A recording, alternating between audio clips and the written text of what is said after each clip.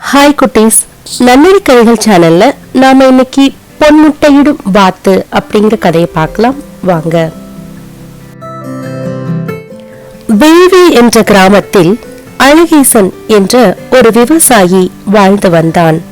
அவன் வாத்து, ஆடு போன்ற பிராணிகளை வளர்த்து வந்தான்.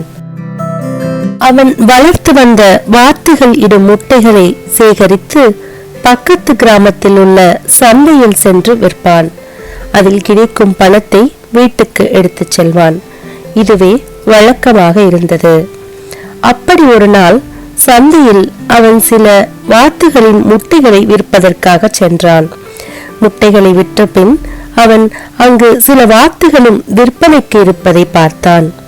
அதில் ஒரு வாத்து தங்க நிறத்தில் அழகாக இருந்தது. அதை விலை பேசி வாங்கினான். பின்பு அந்த வாத்தை தன் வீட்டிற்கு எடுத்து வந்தான். மற்ற வாத்துகளோடு அந்த தங்க நிற வாத்தும் சேர்ந்து கொண்டது. மறுநாள் அந்த தங்க நிற வாத்து ஒரு தங்க முட்டை ஒன்றை இட்டது. அழகேசனுக்கு அதை பார்த்து மிகவும் மகிழ்ச்சியானான். அதுபோல் அந்த வாத்து தினமும் ஒரு தங்க முட்டையிட்டது. அழகேசன் அந்த தங்க முட்டைகளை சேகரித்துக் கொண்டு சந்தைக்கு விற்க சென்றான். அந்த தங்க முட்டைகளை விற்றதில் அவனுக்கு நிறைய பணம் கிடைத்தது. அழகேசனுக்கு அளவற்ற மகிழ்ச்சி. கை நிறைய பணத்தோடு வீட்டிற்கு சென்றான். வாத்து தினமும் ஒரு தங்க முட்டையை இட்டுக்கொண்டே இருந்தது.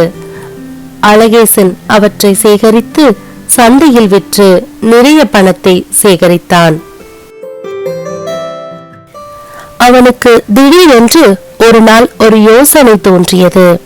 இப்படி தினமும் ஒரு தங்க முட்டையாக சேகரித்து விற்று பணம் சேர்த்து நாம் பணக்காரனாவதோடு அந்த வாத்தை அறுத்து எல்லா முட்டைகளையும் எடுத்து விற்கலாம்.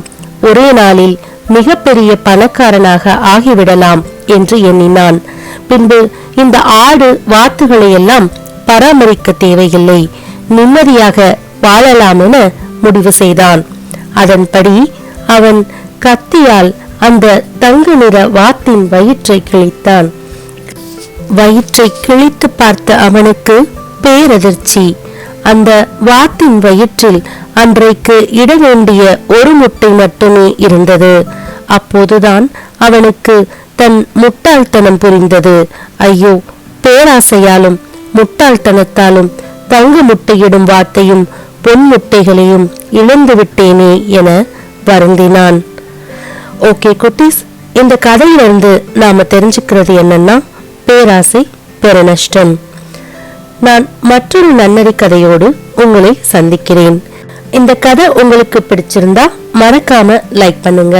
நன்னடி கதைகள் சேனலை சப்ஸ்கிரைப் பண்ணுங்க.